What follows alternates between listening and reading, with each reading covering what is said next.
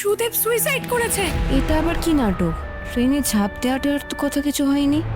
সুদেব ট্রেনের সামনে ঝাঁপ দেওয়ার মতন একটা ছেলে তোমার মনে হয়? সুদেব চলন্ত ট্রেনের সামনে ঝাঁপিয়ে সুইসাইড করেছে। আর এই খবরটা পাওয়ার পর লাজু পাগলের মতো কলেজ থেকে বেরিয়ে চলে গেছে। আর কৃষ্ণ তো লাজুকে একা যেতে দেবে না। খুব স্বাভাবিক, এই অবস্থায় লাজুর একা যাওয়াটাও ঠিক না। তাই কৃষ্ণ আবার লাজুকে নিয়ে আমি তো খবরটা দিতে তোমাদের এলাম এখানে।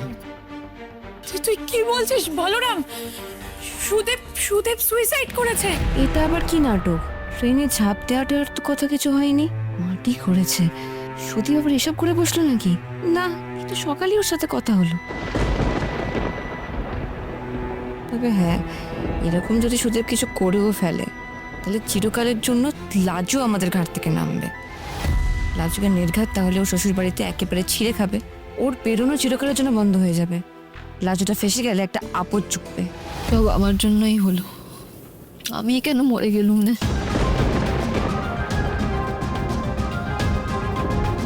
কি বলে যাচ্ছ তখন থেকে? সরি, আমি আর তোমার কথা শুনতে পারছি না। তুমি নিজেকে দোষ দেওয়া একটু বন্ধ করো।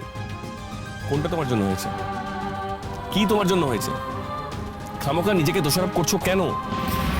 চুপ করো তুমি, দয়া করে তুমি একটু চুপ করো, আর কিছু বলো না।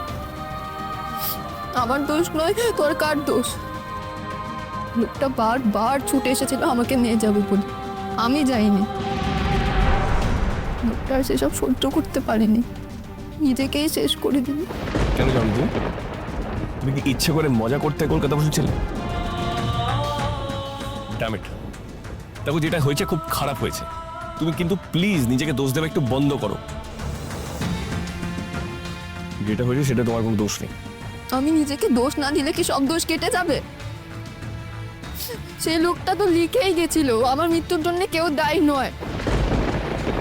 সে তো আমাকে দোষে যায়নি কো, কিন্তু তার জন্য কি আমার সব দোষ কমে যাবে? যাবে না।